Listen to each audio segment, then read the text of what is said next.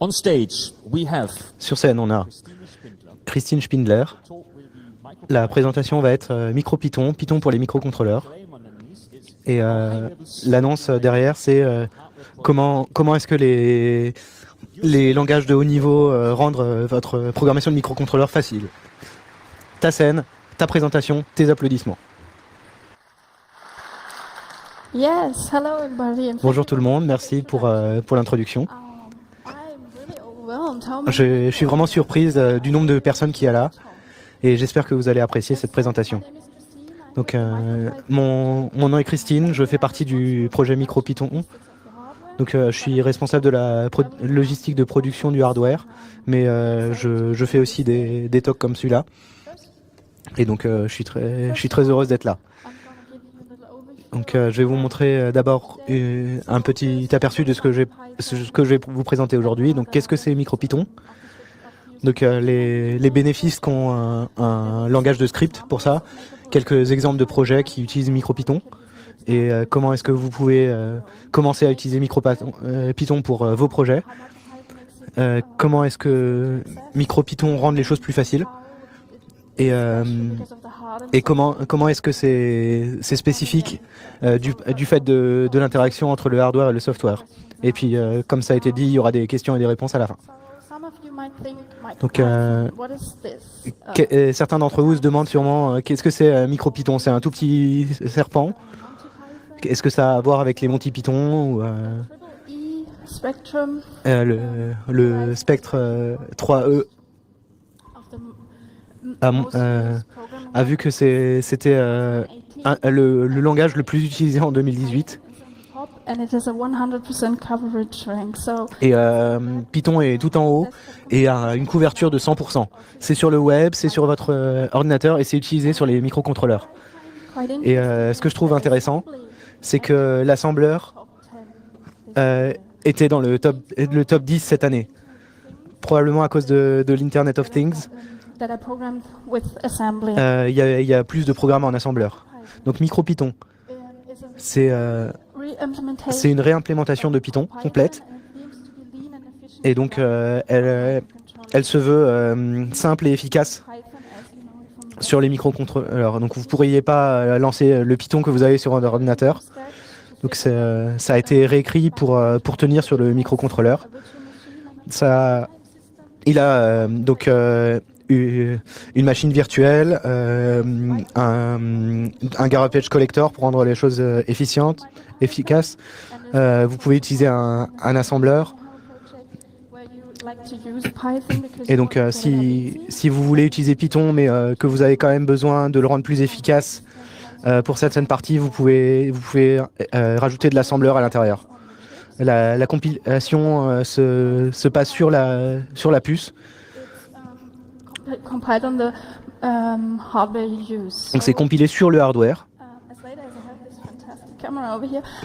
Et vu que j'ai cette magnifique caméra ici, je vais pouvoir vous montrer comment est-ce qu'on peut utiliser facilement MicroPython. Donc comment est-ce que ça a commencé? Comment est-ce que quelqu'un a pensé à avoir un langage de très haut niveau, un langage de script directement sur un microcontrôleur? Donc il y a 5 ans à peu près, Damien George, qui travaillait à Cambridge à l'époque, s'est dit tiens, ça serait fantastique que je puisse contrôler mon robot avec Python. Et comme ça, j'aurais pas besoin d'interagir avec les choses de bas niveau. Et donc, il a eu l'idée de lancer un Kickstarter parce que à l'époque, tout le monde le faisait. Et donc, il voulait savoir comment c'était de lancer un Kickstarter. Et il pensait qu'il y aurait pas mal de gens qui seraient intéressés. Et donc on pensait que l'open source était très important parce que il y a plein de jours avec qui on collabore et je voulais rendre ça. Donc MicroPython c'est open source et donc c'est ouvert à tout le monde. Donc ça c'était il y a à peu près 5 ans. Et à l'heure actuelle, il s'est passé beaucoup de choses. Si vous regardez notre page GitHub, il y a plus de 7000 étoiles, plus de 200 contributeurs. les contributeurs viennent de plein de domaines. Il y a des makers, mais il y a aussi des gens qui sont des développeurs d'électronique embarquée dans l'industrie. Ils ont vu les bénéfices d'avoir un langage de haut niveau qu'on peut utiliser facilement et où on peut se concentrer sur les parties vraiment importantes du projet. Et donc il y a eu plus de 2000 forks, ce qui veut dire qu'il y a plein de gens qui travaillent dessus. Donc certains d'entre vous connaissent peut-être les BBC Microbit. Donc c'est un projet anglais qui a eu à peu près 1 million de ces petites cartes et qui les a données à des enfants de familles modestes au Royaume-Uni. Et donc Python est enseigné en fait dans les écoles. Et donc il y a aussi d'autres langages, mais MicroPython est préinstallé là-dessus. Et il y a pas mal de cartes de développement. Par exemple, Adafruit qui a sa carte appelée Circuit Python. Vous avez donc plein de cartes de développement pour MicroPython. Et donc il y a aussi la version officielle qui est la PyBoard que je vais vous montrer aujourd'hui. Parce que c'est toujours un avantage d'avoir votre propre hardware. Parce que vous savez sûrement que si vous êtes sûr de votre software, c'est le moment de penser à faire son propre hardware. Donc vous avez aussi le premier livre publié par Aurélie et après 5 ans, il est l'heure de faire une nouvelle carte. Et donc j'ai celle-là avec moi aujourd'hui. Donc ce que je vais essayer de faire, c'est aller de l'origine du Kickstarter qui a eu lieu il y a 5 ans. Donc cette carte est toujours supportée. Donc il y a toujours des mises à jour software qui vont être faites pour cette carte. Mais on a demandé aux gens qu'est-ce que vous aimeriez bien voir dans le marché actuellement. Qu'est-ce qui vous manque? Donc quels sont les bénéfices des langages de script? Par exemple, par rapport au C pour les microcontrôleurs. Donc c'est beaucoup plus facile à apprendre. C'est facile à lire. On peut faire du prototypage assez rapide. Donc ça veut dire que le temps de mise sur le marché est assez rapide. Je sais que beaucoup sont des makers et s'amusent simplement. Et si vous voyez ce projet qui peut être intéressant, et vous pouvez vous dire c'est un hobby et en fait ça peut assez vite se tourner en une start-up. Et donc c'est assez facile à étendre par les utilisateurs. Et donc si vous avez un module spécifique implémenté, vous pouvez juste le récupérer et le faire comme vous voulez.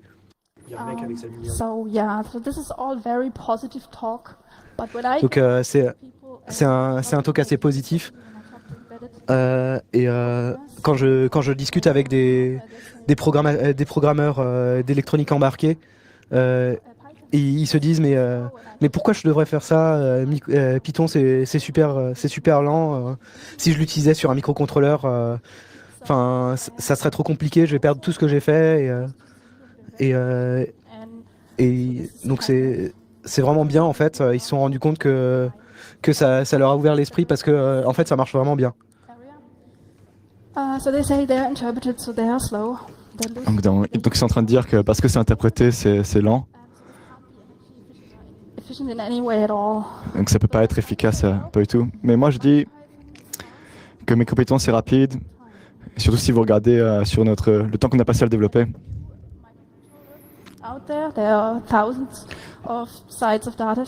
Il y a un tas de microcontrôleurs qui sont disponibles. Parfois vous travaillez avec des exemples des fabricants. Mais moi quand j'ai fait ma thèse, d'abord j'ai commencé par juste le faire, puis après j'ai réfléchi à comment le rendre efficace et rapide.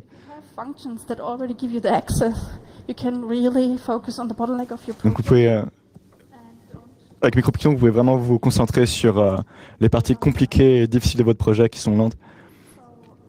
maker track, I thought, Comme c'est dans les sessions qui concernent les makers, for example, Damien George was the initial idea to do the pivot.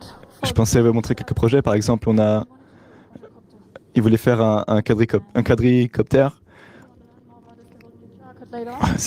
And or for example, you can do this weather Par exemple, faire également cette station météo. run by MicroPython. Et ces deux projets fonctionnent avec MicroPython. Donc si vous voudriez en savoir plus, vous pouvez venir sur notre forum. They're described on GitHub, so you can Il y a des descriptions sur GitHub. So that's the maker side. Donc ça, c'est le côté makers. But I am also involved in Mais je suis également impliqué dans l'industrie et dans des utilisations commerciales. talk to some of the developers over there. Et quand j'ai commencé à discuter avec les développeurs qui sont dans ce milieu-là, ils m'ont demandé ou m'ont raconté, Why did you choose MicroPython? je leur ai demandé pourquoi est-ce qu'ils ont choisi d'utiliser MicroPython. Parce que c'est très jeune, c'est très récent comme technologie. Tested this 10 times in the field and it's up and it's running 24/7. And Mais au final, on s'est rendu compte que non, MicroPython, ça fonctionnait, on s'en sert vraiment pour de vrai 24/7. Mais un des développeurs a dit oui, on cherchait un remplacement pour quelque chose pour remplacer notre système Linux embarqué. Parce que c'est trop gros, c'est presque une usine à gaz. The first prototype was with shell script. Premier prototype, c'était un truc très compliqué avec plein de script shell. Not with this initial project, they got on with it because they really like to use MicroPython. Mais après, ils ont commencé à tester MicroPython et puis ils se sont servis de plus en plus That consume less than 500 nanoamps. dans des systèmes avec très peu consommateurs en énergie, là, 5 nanoampères. So the interesting part is you have it in your development. Donc la partie intéressante de votre phase de développement, For example, get some updates on there, and I hope this gets more clear when I'm trying to do a demo later.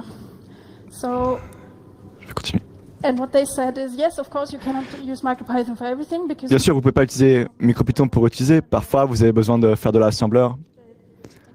it's fast to show a first prototype to a customer or to your supervisor that you get something up and running with new hardware or Donc avec du nouveau matériel, c'est très rapide de montrer quelque chose à vos managers, etc. school calculators. So about I think MicroPython est également connu pour être utilisé à l'école, dans l'éducation. Numworks. It's a Par exemple, ça fonctionne sur des calculatrices maintenant. calculators that use MicroPython on them, and just Par exemple, il semblerait que Casio ait des calculatrices graphiques qui utilisent MicroPython à l'intérieur. microcontrollers. So this is the old cute little snake logo from the original Kickstarter which you put on. So that's the good thing about the open source. They are Donc c'est ça qui est vraiment cool avec l'open source, c'est que ça permet aux fabricants et ça permet à plein de gens différents d'utiliser cette technologie et de faire toutes ces choses très cool. Don't worry. Donc bien sûr, il y a certaines personnes qui n'ont pas tous ces objets, tous ces boards, mais ne vous inquiétez pas, nous avons un site web à partir duquel vous pouvez tout de suite taper dans une boucle lecture, écriture, exécution, un REPL. Et on a cet émulateur aussi. More companies that are using MicroPython. Il y a d'autres compagnies qui utilisent MicroPython. Donc, bien sûr, le créateur de MicroPython et également So he designs hardware, travaille à une entreprise dans laquelle il travaille, dans laquelle il utilise MicroPython. theoretical physics. I'm not a typical engineer. Et donc, mais à l'origine, il est plutôt dans la physique même théorique. Et j'ai pas vraiment un background en ingénierie, surtout au niveau du code. Mais avec MicroPython, toutes ces choses-là qui sont normalement réservées aux développeurs sont devenues très simples pour moi. Ça va faire. Donc je peux essayer maintenant de le rendre plus utilisable pour tout le monde. Il y a aussi d'autres entreprises. Donc là, c'est juste quelques images pour vous montrer que d'autres gens les utilisent. Donc il y a ces consultants qui font des cartes de développement, du développement pour les clients. Et Travis Travelstead, par exemple, il est tombé sur MicroPython parce que c'est super difficile de trouver des composants et des outils qui sont d'un côté faciles à utiliser, mais qui peuvent être sur des applications professionnelles. Et c'est ce qu'il a amené à MicroPython, c'est ce qu'il m'a dit. Il a fait des cartes d'adaptation. Et en fait, cette carte ici, c'est la même chose que la PyBoard. C'est juste qu'il y a un adaptateur qui permet de l'utiliser facilement dans un système plus gros. Donc, c'est le logiciel qui est génial. Toute cette implémentation, toute cette réécriture de Python. Donc ça, c'est un côté. Mais l'autre côté, c'est donc MicroPython et George Robotics, ils ont leur propre matériel aussi, leur propre carte. Et si on peut passer pour une seconde sur la caméra, je peux vous montrer. Donc vous pouvez voir cette carte-là, c'est l'original. Voilà, vous pouvez voir comment elle est petite. Donc ça, c'est l'original. La PyBoard, c'est une PyBoard Lite en fait, mais le facteur de forme est le même. Et donc la nouvelle génération, c'est ça. Parce que en fait, on pensait, ce que les gens ont dit, c'est ouais, on aime bien ces petits modules. Vous avez sûrement entendu parler de l'ESP8266. Ils sont tout petits, faciles d'accès et tout ça. Mais quand on achète ces modules, il faut toujours concevoir un petit PCB pour pouvoir l'utiliser la première fois. Donc c'est ce qui manquait. Donc on a mis un connecteur micro USB pour faciliter la mise en place. On a un CPU ARM Cortex M7, un module Wi-Fi avec du Bluetooth basse énergie, et de l'autre côté on a une carte micro SD. Comme ça, vous pouvez toujours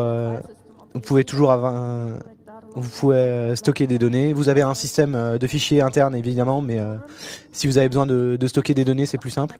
Et vous avez des connecteurs de bus qui sont conçus pour être mis sur d'autres cartes d'adaptation que vous pouvez faire vous-même. Donc il y a des infos et des cartes pour commencer facilement, mais chacun peut concevoir son propre produit en fait assez facilement. Et donc juste en ouvrant la boîte, c'est déjà prêt à être utilisé. Et donc je vais continuer avec une démo. Et donc je vais vous montrer un peu du code qui est sur la carte. Donc je commence avec la PyBoard originale. Ici, voilà, très bien. Et donc là vous pouvez voir qu'il y a aussi une carte d'adaptation. Donc ça c'est une carte de capteur qu'on peut rajouter. On a une diode RGB ici. On a un capteur de température et d'humidité, un capteur de luminosité et un petit buzzer pour du son. Comme ça on peut savoir s'il se passe vraiment quelque chose. C'est toujours meilleur avec un petit buzzer. Alors, je vais vous montrer. Oui, cette carte-là est branchée maintenant. Et donc, si je reviens sur l'ordinateur. Alors, je sélectionne ça. Donc ça c'est la PYB Flash en fait c'est la carte qui se présente comme étant une clé USB. Donc quand je rentre là-dedans, j'ai mon main.py qui est vide, je pense. Donc on peut mettre vous pouvez mettre votre code ici. Vous l'enregistrez sur votre carte et vous le lancez. Et évidemment, j'ai quelque chose de prêt parce que je veux vous montrer à quel point c'est facile de faire tourner du code. Donc ici, j'ai un petit exemple pour montrer à quel point c'est facile d'utiliser le capteur. Donc ça, c'est un petit driver qui est écrit pour gérer cette petite tuile de capteur. Et donc vous avez le capteur optique, le capteur de température et d'humidité. Et donc ce code il est déjà dessus, j'aurais pas eu le temps de le faire maintenant. Et donc je vais vous montrer à quel point c'est facile. Donc ici en arrière-plan.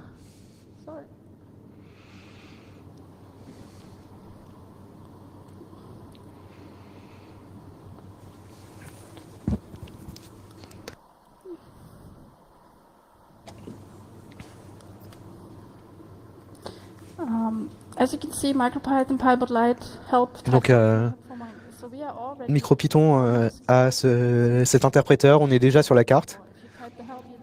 Si vous appuyez sur Help, si vous écrivez Help, vous avez quelques informations sur le contrôleur. Et donc j'ai importé simplement le programme que j'ai écrit, que je vous ai montré. Et donc je vais le lancer. Je vais lancer un petit test.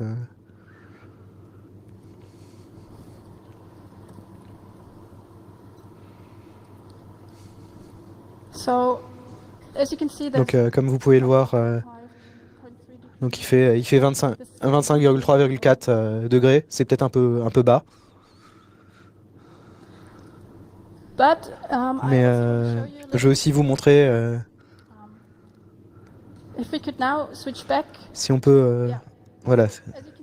Donc comme vous pouvez voir, la diode RGB compte les différentes couleurs et je vais pouvoir faire quelques mesures. Donc ça va être montré sur la boucle interactive.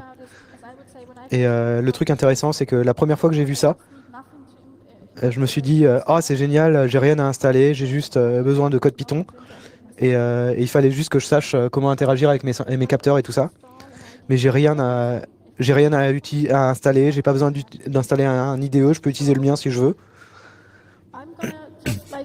Et donc je peux juste mettre ça dans un fichier texte et utiliser ces données facilement.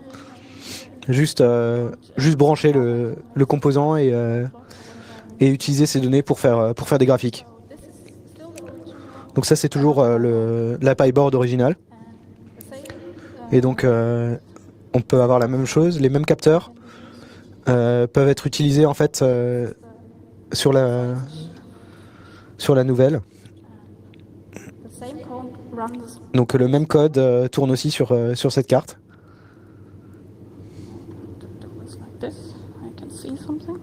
Je vais le mettre de ce côté-là pour que je puisse voir quelque chose. Bon. Donc maintenant, si je reviens à mon code.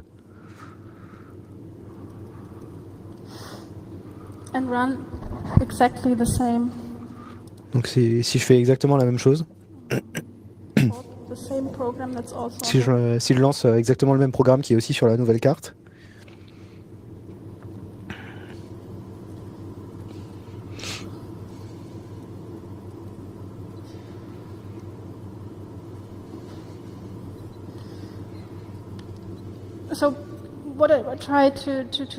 Donc ce que j'essaie de montrer là, c'est qu'on a essayé de rendre ça très modulaire. Donc tout l'ancien hardware pourra être utilisé avec les nouveaux capteurs et tout ça. Et de manière très impressionnante, ils ont réussi à rendre ça très petit. Et c'est très important si vous voulez faire de l'Internet of Things que ce soit petit. Ouais, même très petit. Et il faudrait que ça fonctionne avec très peu d'énergie, de préférence.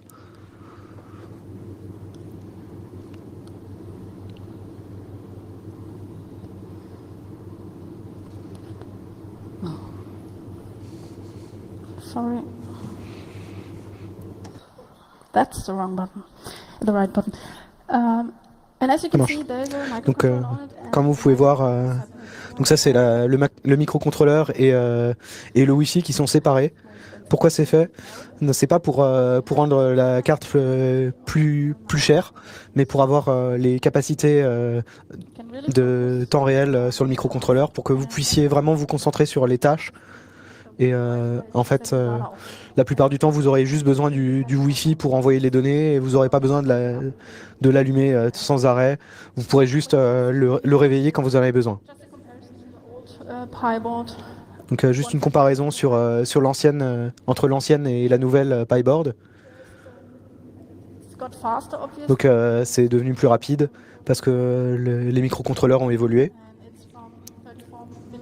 Et donc c'est passé de 34... donc ouais, vous avez un mode Deep Sleep qui permet de le mettre en pause jusqu'à ce qu'on le réveille. Et on peut vraiment voir avec ça l'Internet of Things qui tourne. Et donc vous n'avez pas besoin de changer les piles sans arrêt. Donc on estime qu'il y en aura 20 milliards d'ici 2020. Donc le problème de l'énergie, c'est vraiment un problème important sur lequel il faut qu'on se penche. Donc ça, c'est vraiment très, très positif. Ça peut être bien avec MicroPython. Donc il y a des choses que MicroPython ne peut pas faire. Vous avez besoin de regarder ce qui est disponible et qu'est-ce que je peux utiliser ou pas. Donc des MCU qui sont vraiment très petits n'ont pas suffisamment de RAM pour MicroPython. Et vous allez devoir utiliser du C sur ces devices-là. Bien sûr, MicroPython n'est pas un système d'exploitation comme Linux. Ça peut être implémenté directement sur le microcontrôleur, mais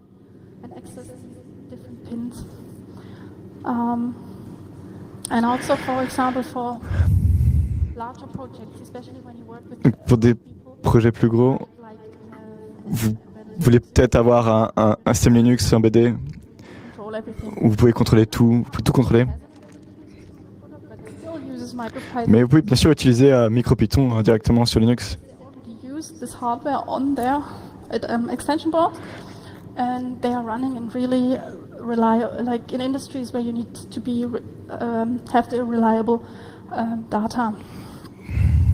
Donc, vu qu'ils ont déjà leur propre Linux, ils peuvent juste mettre MicroPython à côté, vu qu'ils ont déjà le matériel et ils peuvent l'utiliser dans leur propre entreprise. Mais quand vous pensez à faire un produit ou vraiment concevoir quelque chose qui doit être utilisé, genre par exemple 2000 fois, MicroPython vous donne la productivité, la traçabilité. C'est très bien maintenu. Et les gens sont ouverts à la collaboration.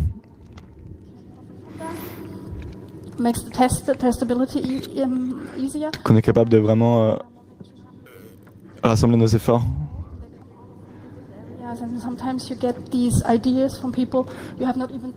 Et parfois, les gens vous inspirent des idées que vous n'aurez jamais, des choses auxquelles vous n'aurez jamais pensé par vous-même. Donc il y a vraiment de l'émulation entre les gens, entre les développeurs. On utilise la licence MIT qui est très flexible. Donc ça vous permet de... Vous n'êtes pas forcé à faire de l'open source, vous pouvez utiliser MicroPython au sein d'un produit qui est fermé, qui est closed source. Et au-delà de MicroPython, la communauté Python en général est relativement ouverte. Bien sûr, il y a quelques désavantages. Encore une fois, vous avez peut-être besoin de un peu plus de ressources que si vous y du C, un peu plus de puissance.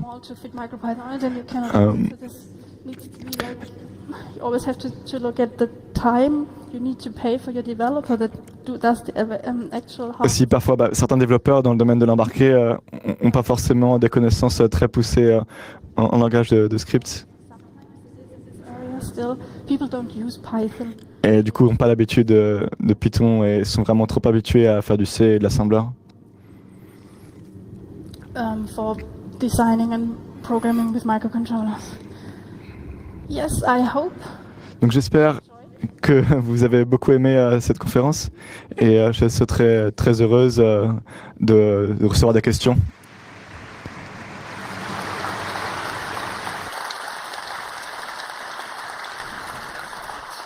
zu schnell. It's a bit where I'm going to get involved again. So if we have some questions, please. Ok, donc si on a quelques questions, s'il vous plaît, venez au microphone. Microphone number one. Ok, microphone numéro 1. Bonjour. Je serais très intéressé de savoir quel type de contrôleurs sont supportés. Est-il difficile de construire ma propre board? Désolé, j'ai oublié ce que je veux dire. Alors, il y a plein de microcontrôleurs qui sont supportés.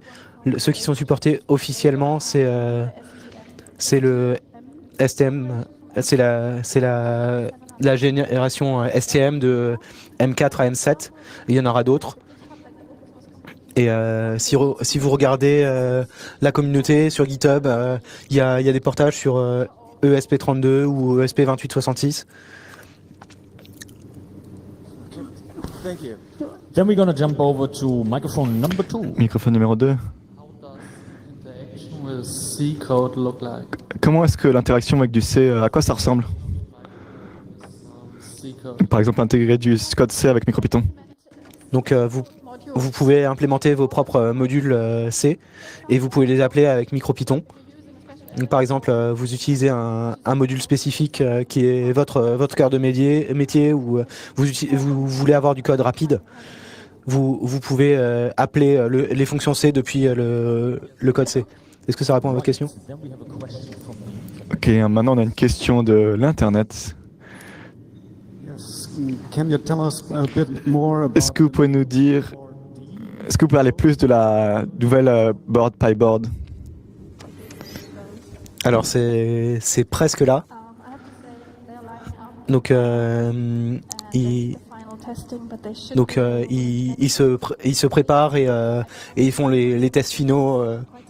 Donc on espère être prêt d'ici 2 semaines et on veut vraiment maintenant faire ça et être content avec le logiciel et faire attention que tout soit supporté et donc pour l'instant c'est encore un peu compliqué de tout mettre ensemble parce que le marché est en rupture de stock, mais d'ici 2 semaines on espère que ce sera bon. Une question. Vous avez dit qu'il y a la possibilité d'utiliser des cartes SD. Est-ce qu'il y a aussi la possibilité de plugger la board et juste la laisser quelque part? Vous direz qu'une batterie?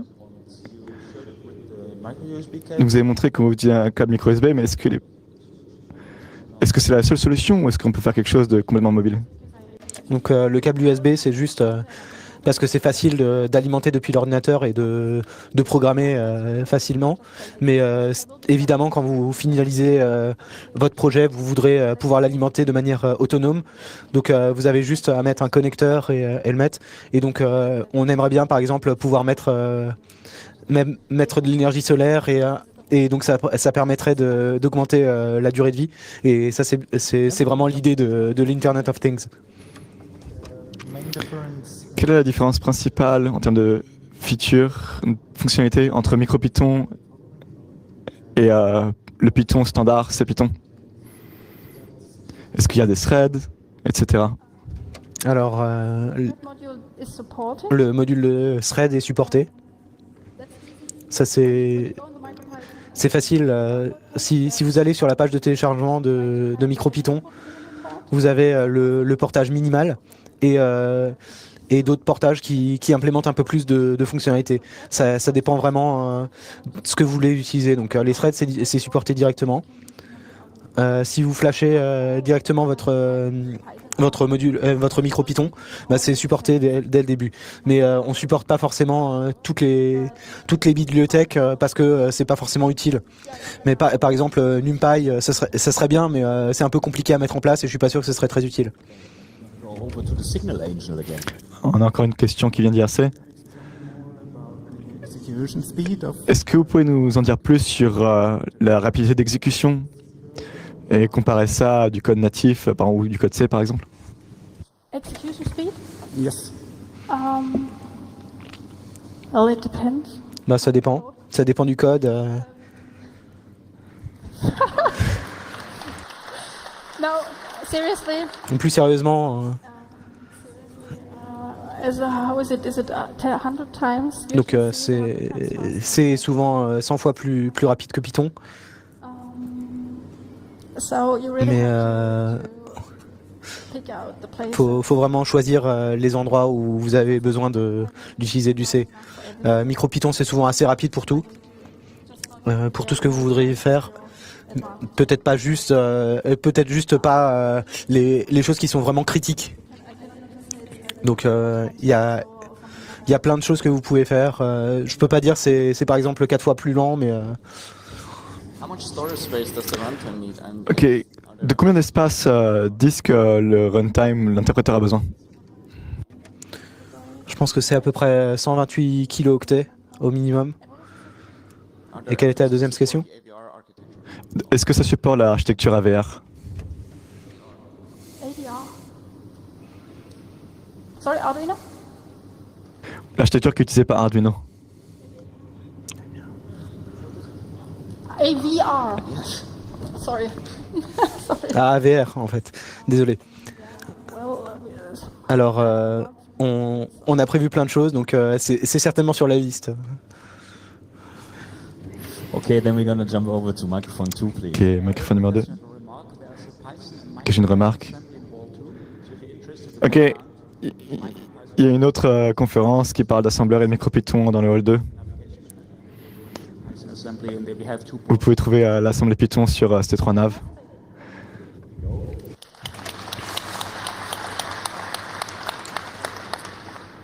Microphone number 1, please. Microphone numéro 1. Est-ce que Laura est supportée? there is a company. Alors, il y a une entreprise qui s'appelle PyCom qui fait ça comme un module d'extension, et c'est toujours combiné avec un microcontrôleur. Well, in the end, there might Donc, be on- IoT and everything will On espère que tout l'IoT pourra être supporté, parce que on ne sait pas où l'IoT va aller. On a commencé par le Wi-Fi parce que c'est le premier truc qu'on voulait faire. Now we're gonna switch to microphone number 4. Ok, microphone numéro 4. Merci pour le talk. Port to a new platform. À quel point est-il difficile de porter MicroPython sur une nouvelle plateforme? Qu'est-ce que ça demande de faire? Quels sont les basics?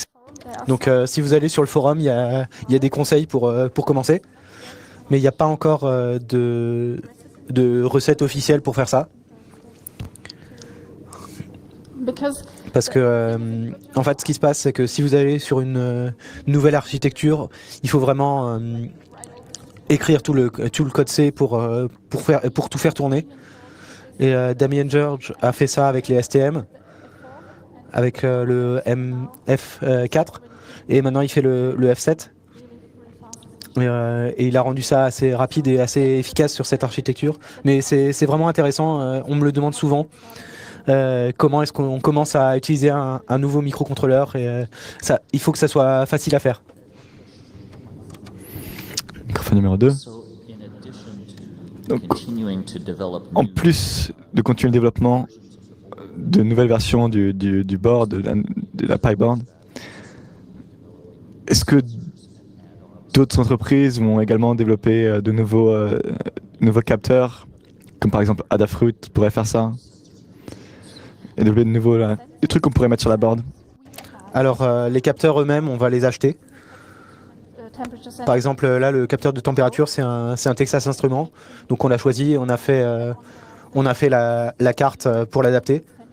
Donc vous pensez peut-être aux cartes d'extension? Ouais. Alors on essaye d'en supporter quelques-unes, mais on aimerait bien que les gens se servent dans les designs et fassent leur propre carte. Ça, c'est vraiment le but de l'open source. Donc on a fait un premier pas, et puis maintenant on laisse les gens. Donc on veut bien les revendre pour que chacun puisse y avoir accès, mais l'idée c'est que les gens prennent la main aussi. On a à nouveau une question d'IRC. So what other boards apart from the Des Python? questions sur l'écosystème. Quels sont les différents boards pour MicroPython? Donc il y en a plein, par exemple toutes les cartes PyCom qui font le LoRa et ces autres réseaux. Ensuite il y a il y a une caméra de OpenMV. Il y a Adafruit qui fait plein de cartes. Et il y a plein de petits vendeurs, par exemple en Chine, ou MicroPython on the ESP boards. ouais, à l'étranger qui mettent MicroPython sur des ESP par exemple. Donc j'ai juste présenté les officiels parce que c'est les premiers développements et on essaye d'interagir le plus efficacement possible avec le hardware. I think I can't see anyone queuing up on the microphone, so therefore... Je peux plus voir personne au micro, donc merci pour cette présentation. Et ça, c'est tes applaudissements. Thank